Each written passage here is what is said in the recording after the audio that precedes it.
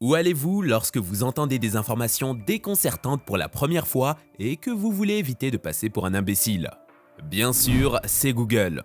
Depuis plus de 2 décennies, Google nous fournit des corpus de connaissances que nous ne connaissions même pas. Comme la plupart des grandes choses dans le monde, Google est venu comme un rêve à nul autre qu'à Larry Page. Ce génie a lancé le projet appelé Google à l'université en tant qu'étudiant en maîtrise à l'université Stanford. Vous ne savez probablement même pas qui est le fondateur de Google jusqu'à présent. Mais ne vous inquiétez pas, vous êtes sur le point de tout savoir sur la figure emblématique qui a non seulement rendu l'information plus accessible, mais aussi permis aux propriétaires d'entreprises d'atteindre leurs clients plus rapidement. Beaucoup de gens ne jurent que par les services de Microsoft, mais ils doivent encore apprendre le cerveau qu'il y a derrière, Bill Gates. Il en va de même pour les iPhones, les MacBooks et autres produits Apple. La plupart des utilisateurs ne connaissent le fondateur de l'entreprise que lorsqu'ils en ont besoin. La bonne nouvelle est que ces personnes n'ont pas besoin de rester dans l'ignorance pendant longtemps, car elles peuvent se connecter à Google, taper un texte succinct dans la barre de recherche, et voilà, toutes les informations dont elles ont besoin s'affichent en quelques secondes. Comme vous en conviendrez, c'est rien de moins qu'un miracle. Bien avant aujourd'hui, il aurait fallu parcourir plusieurs pages d'un livre sur un sujet donné avant de trouver les informations tant nécessaires. Mais aujourd'hui, avec Google, on a des tonnes d'informations à portée de main pour les utilisateurs comme bon nous semble. N'est-ce pas incroyable? Larry Page mérite certainement ses éloges. Dans cette vidéo, nous examinerons la vie de cet innovateur qui a rendu nos vies relativement plus faciles. Est-il né de parents riches ou est-il une de ces personnes aux histoires de l'herbe à la gloire? Nous sommes sur le point de le découvrir. Chapitre 1. Une pomme ne tombe jamais loin de l'arbre. Larry Page est arrivé comme une source de joie pour ses parents le 26 mars 1973 à Lansing, Michigan. C'était un moment d'expiration pour tout le monde, car il était une addition tellement bienvenue à la famille. Son grand-père maternel, à un moment donné, a émigré en Israël, faisant ainsi de sa mère une pratiquante du judaïsme. En revanche, Carl Victor Page Sr. venait d'un milieu protestant. Bien que les deux parents viennent de milieux et de croyances très différentes, la famille n'avait aucune dissension, car Page a grandi dans un foyer laïque. Leurs différences de milieu et de croyances n'ont pas entravé un foyer heureux pour Larry Page et son frère.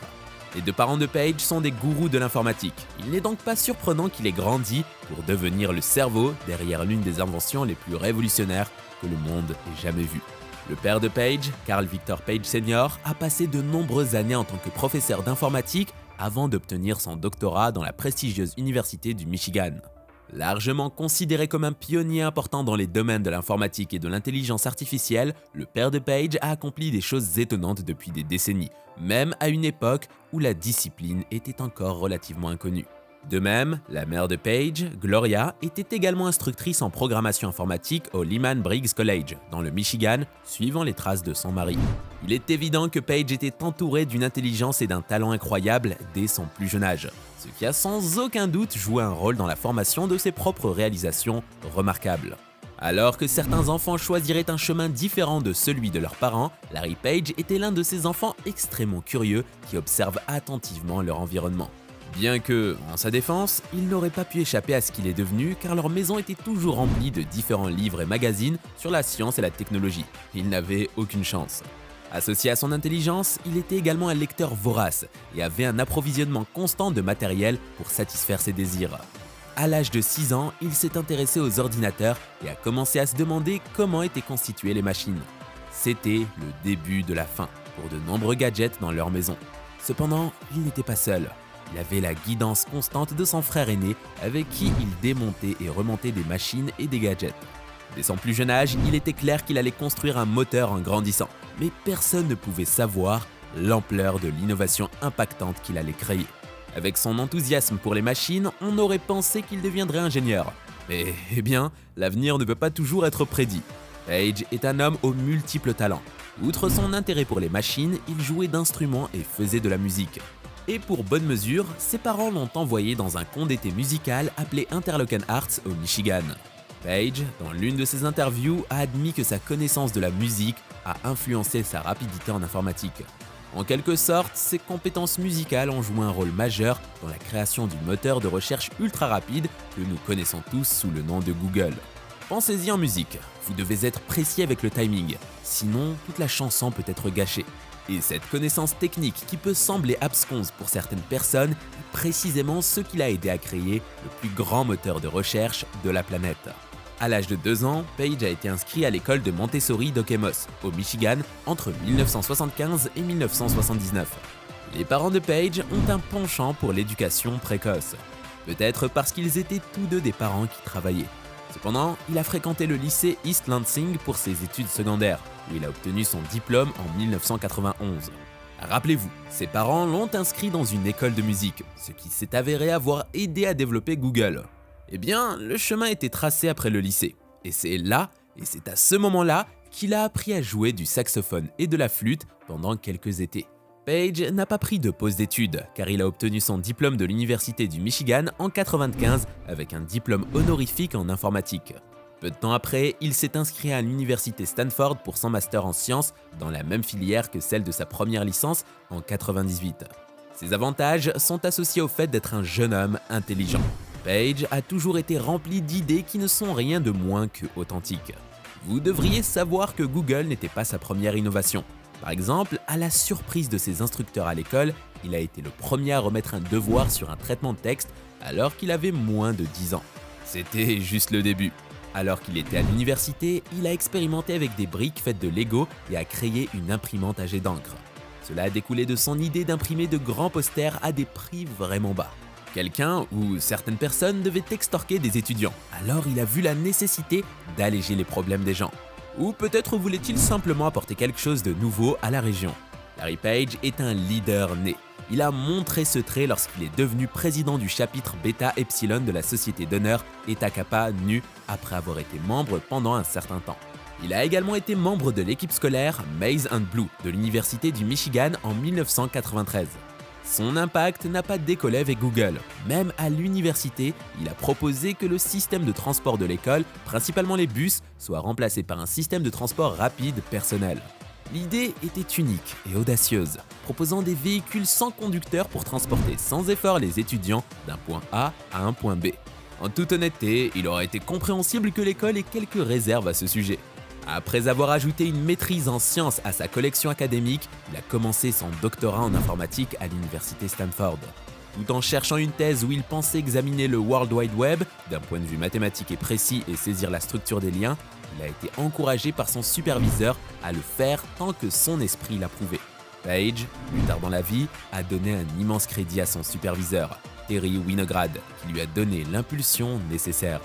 Il était incroyablement persévérant dans sa quête pour découvrir quelle page web commenter une page particulière, tout en prenant soigneusement note du nombre et de la nature de ces backlinks très importants. Dans le but de convertir les données de backlink accumulées par le web crawler de Packrub en quelque chose de plus important et utile pour une page web particulière, Page et Brin ont développé ce qu'on appelle un algorithme de PageRank.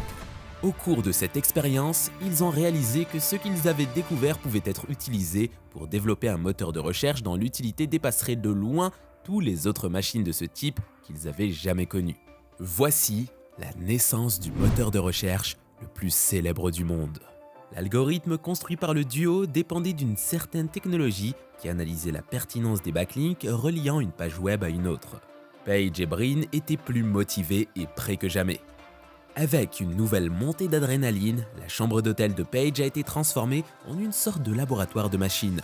Et pour maintenir leur nouvel amour, ils ont utilisé des pièces détachées d'ordinateurs abordables pour créer un équipement qui pourrait être utilisé pour connecter ce qui est maintenant appelé le moteur de recherche naissant au réseau large bande de l'université Stanford. C'était un geste audacieux, mais ils ont réussi, car il y a toujours un moyen quand il y a une volonté. Plus tard, la chambre de Page s'est remplie de gadgets et il est devenu difficile de continuer le couplage de machines et les expériences.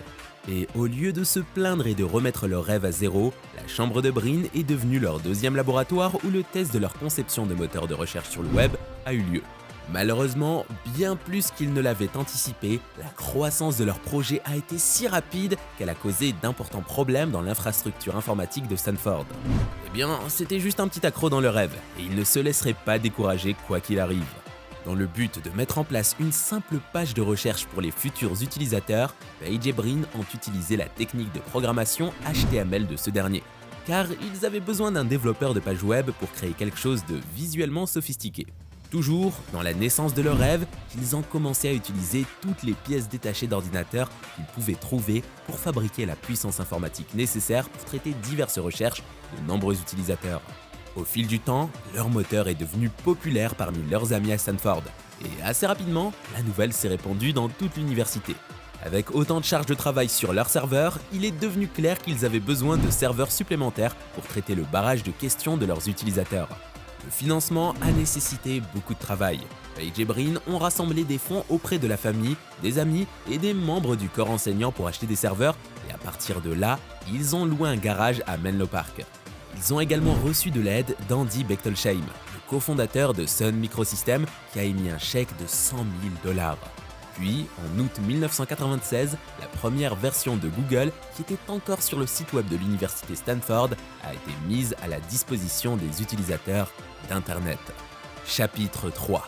Gagner de l'argent avec leurs projets grâce à des innovations époustouflantes. Au début, le moteur de développement de Google était purement le besoin de répondre aux questions des gens et de faire partie de quelque chose de grand dans le monde de la technologie, car il réussissait déjà à prototyper et à améliorer. Mais avec le temps, il devait commencer à le rentabiliser. Mais comment ? Exactement 3 ans après la création de Google, il a fait son premier grand pas vers la monétisation de son activité de recherche en inaugurant Google AdWords. Au début, ils ont commencé avec le modèle coût par mille, CPM, où les personnes qui voulaient que leurs produits et services atteignent plus de clients pour une conversion accrue payaient pour des impressions plutôt que des clics. Avant longtemps, il était évident qu'AdWords ne pouvait pas répondre aux besoins de leurs nombreux clients cherchant une portée plus large. Ainsi, avec peu ou pas de choix, ils ont dû commencer à modifier et à remanier la plateforme AdWords pour donner une variation des algorithmes du moteur de recherche. Pendant cette même période, AdWords s'est transformé en une enchère automatisée pour les publicités PPC, Pay Per Click, ce qui a ensuite introduit la notion de pertinence dans la publicité numérique. C'était une situation gagnant-gagnant, car Google pouvait enfin récolter les fruits de leur long travail acharné et améliorer davantage l'utilisation du moteur de recherche.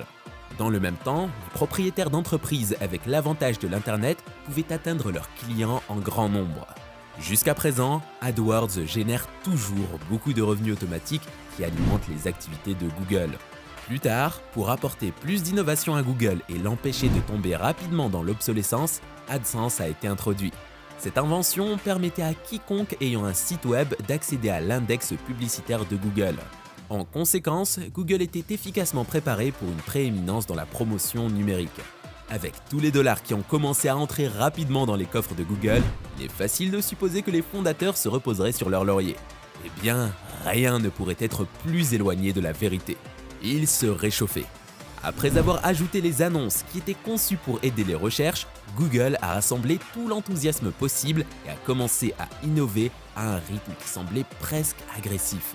En 2003, il y avait Google Bloopers, puis en 2005, Google Maps a été introduit. Plus tard, Google Finance est arrivé en 2006. Ces innovations ont propulsé Page et son cofondateur et elles ont été suivies par l'acquisition d'actifs numériques qui fourniraient davantage de revenus liés à la publicité, étant donné que leur trafic et leur espace publicitaire continuent de croître régulièrement. Chapitre 4. Né pour des impacts majeurs. Depuis 1997, lorsque Google a commencé à se présenter comme une entreprise entièrement opérationnelle, Page en était le directeur général jusqu'en août 2001, date à laquelle il a laissé la place à Eric Schmidt en tant que directeur général. Puis il a à nouveau assumé le rôle du directeur général de Google de 2011 à 2015. En 2015, Page est devenu le président d'Alphabet Inc., une société construite pour offrir des avancées majeures en tant que société mère de Google. Il a occupé ce poste jusqu'au 4 décembre 2019. Bien qu'il ne soit peut-être plus président, il reste un membre solide du conseil d'administration, un employé précieux et le plus grand actionnaire. Selon Bloomberg Forbes, en mars 2023, Page se classe comme la 5e personne la plus riche du monde, juste un peu en dessous des personnalités telles que Elon Musk, Bernard Arnault, etc. Actuellement, sa valeur nette est de 124 milliards de dollars. En tant qu'homme d'affaires avisé, il a de nombreux investissements qui génèrent constamment des rendements élevés. Certains d'entre eux incluent Tesla d'Elon Musk et des startups de voitures volantes détenues par Kitty Hawk et Opener. Avec l'innovation de Page, il a été reconnu et a reçu le prix Marconi en 2004. Page est dévoué à l'excellence et considère l'innovation comme une partie centrale de la mission de Google. Ainsi, il encourage toujours ses employés à être créatifs et à être meilleurs qu'auparavant. Et cela montre à quel point ils mettent d'énergie et de compétences pour améliorer leurs produits. Page a choisi la voie de ses parents dans l'informatique et la technologie, et il a déclenché une tempête avec les nombreuses innovations utiles que tout le monde utilise maintenant. Vous devez utiliser Google si vous avez besoin de quelque chose à rechercher. Page a eu un impact significatif grâce à son ingéniosité. Nous sommes curieux d'entendre vos impressions. Qu'avez-vous appris de l'histoire inspirante de Larry Page ? Partagez vos réflexions avec nous dans la section des commentaires ci-dessous. Nous avons hâte de connaître vos idées. Et si vous êtes avide d'autres histoires sur des innovateurs à succès comme Page, n'oubliez pas d'appuyer sur le bouton j'aime et de vous abonner à notre chaîne.